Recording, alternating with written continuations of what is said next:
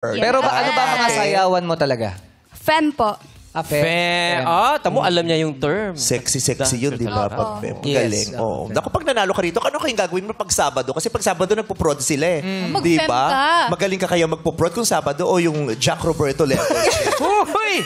Huy! Alipas na yung Tawang-tawa ko kay Jack Roberto, inokray niya yung sarili niya. Abangan mo raw si JC. Pressure tuloy yung Ay, JC. ako ilalaban ko, bata ko yung JC. ganyan ba? JC na. Magic punot ko dito yan. Oo. Lagi yung tension. Tawagan niyo si JC.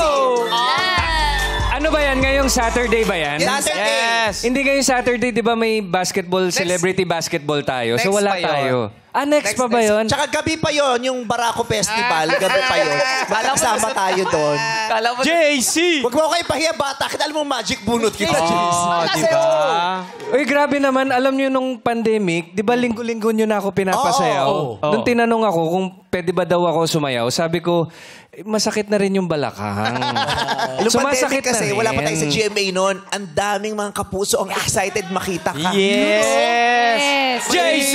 JC! JC!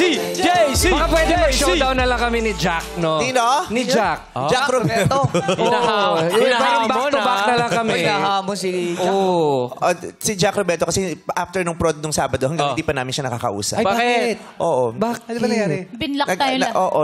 Medyo Nagpunta ng Sagada, mag-ano daw muna. Soul search. Hanapin yung sarili. Nasa Sagada. Sisigaw daw muna siya. Ikaw talaga!